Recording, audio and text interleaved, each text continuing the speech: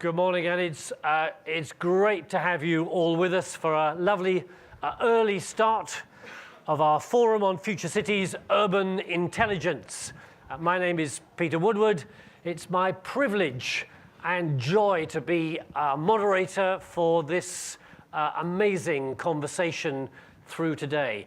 More from me a little bit later, but right at the outset, in order to wish you a formal, yet I'm sure informal welcome, both within this fantastic auditorium, but all of those viewing in on the webcast. I'd like to invite to the platform a triumvirate of people who are the inspiration and drive behind so much, including this event. So I'd like to welcome Carlo Ratti from the Senseable City Lab, Alice Charles from the World Economic Forum, and Assaf Biderman from the lab as well. So.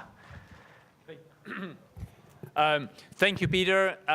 Good morning, ladies and gentlemen. Thank you all for joining us today, for joining us to the Forum of Future Cities on Urban Intelligence. It's a joint initiative between the World Economic Forum and MIT, both Senseable City Lab, DASP, and the School of Architecture and Planning.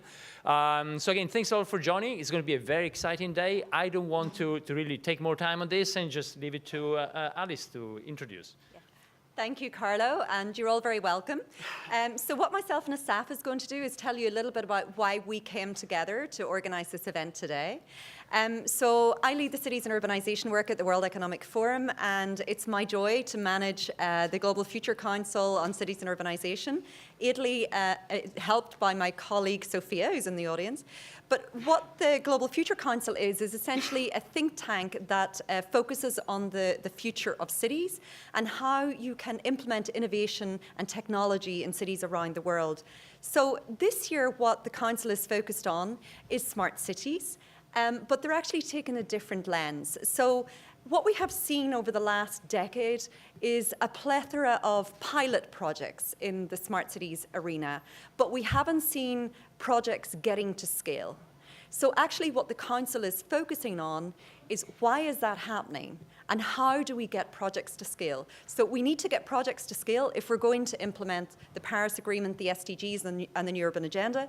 So very much today, the focus is, yes, on identifying the leading innovation and technology that's applicable in cities, but thinking about how we realize it. So what policy we need, what financial instruments we need to get it implemented and get it to scale. So you're very welcome, and I hope you have a wonderful day. And with that, I'll hand over to Assaf.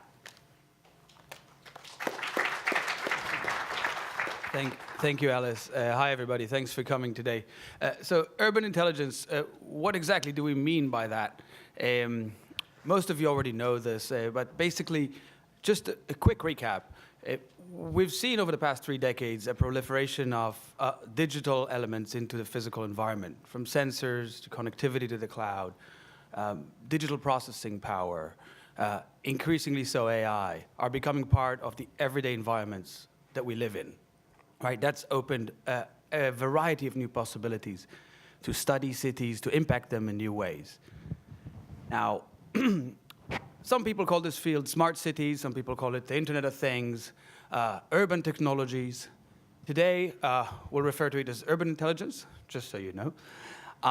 What was maybe 15 years ago sort of a fringe academic research initiative when we started Senseable here, and a few colleagues around the world have been sort of engaging in their work, has gone now mainstream. Right? So there are over 1,200 academic research activities in this field globally today. And more importantly today, we're seeing industries deploying great numbers of dollars, efforts into the field of what we call urban intelligence. Urbanist Richard Florida last year predicted that this will become the biggest research and industrial investment area from venture capital in the world toward the end of this decade. Bigger than AI, bigger than biotech.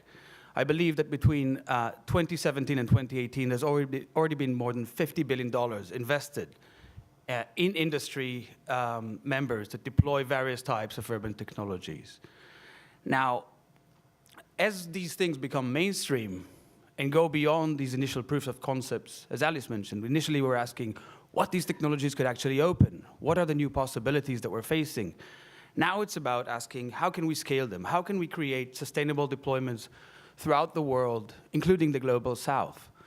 Also, what are the risks of living with information flows back and forth in our environment all the time? Cybersecurity, surveillance, right? So there are challenges that come alongside with technology. So today, we've come together in the forum to have an open debate precisely about these questions. And we have here key members from city government, from academic research, industry research, the industry itself, and deployment. And these people are at the forefront of asking how can society evolve alongside technology to create more livable cities. So we're wishing everybody here today an open, possibly productive debate. Hope we all enjoy. Thank you. Thanks for coming.